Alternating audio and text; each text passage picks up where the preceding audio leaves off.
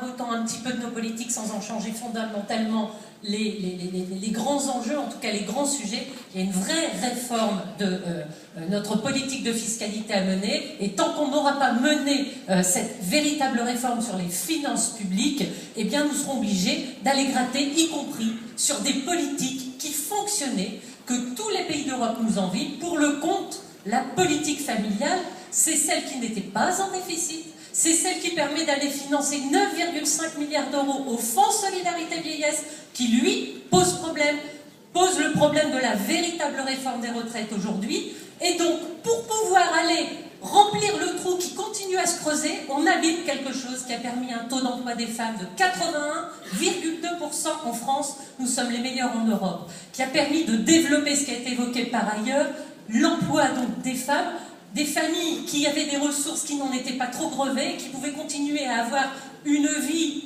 acceptable. C'est aussi des services à la personne et des emplois générés, car ce n'est pas une charge pour la société. C'est d'abord l'égalité homme-femme, l'égalité d'accès au travail, mais c'est un secteur d'activité qui est un des plus gros secteurs porteurs d'emploi en France, celui des services à la personne.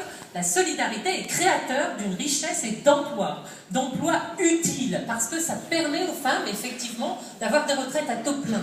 Et je voudrais vous donner un petit exemple aussi. Vous savez, moi je suis allée avec Jean-Louis il y a très récemment voir le directeur de Pôle emploi dans mon arrondissement. Je lui ai demandé ce qu'avaient fait les impacts sur les déductions fiscales, sociales, sur les services à la personne, ces politiques familiales. Il m'a dit, en visuel, on ne voit pas de chiffres dramatiques sur le nombre de services à la personne. Mais quand vous creusez, le nombre d'heures, il a diminué par deux. Ça veut dire que l'emploi en noir. Mais quand vous savez que les services à la personne, c'est souvent des temps partiels, c'est souvent peu d'heures, et qu'il faut un nombre d'heures minimum pour pouvoir avoir un droit à la retraite, un droit à la sécu, terminé. Ces familles, ces personnes, eh bien, elles sont mises en situation de précarité et n'ont pas de couverture de sécurité sociale. Il faut donc plutôt agir sur ces réformes de fond, réformer la politique de vieillesse, nos systèmes de retraite.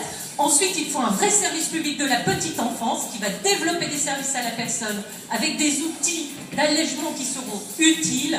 Et enfin, donc, attaquons très vite l'idée que la politique familiale, elle ne doit pas changer son caractère universel. Ça, c'est quelque chose qu'il faut maintenir, un caractère universel, même si on peut regarder à ce que les plus hauts revenus puissent avoir un plafonnement de cette prestation familiale, certes, mais gardons ce cadre universel et continuons à faire en sorte que cette politique familiale qui nous est chère et qui est efficace, que tout le monde nous envie, nous puissions la porter haut et fort, et attaquons-nous au vrai sujet, parce que M. Hollande a beau nous dire qu'on arrête d'augmenter les impôts, pour le coup là c'est de l'impôt sur le revenu avec un effet cascade dramatique pour les familles.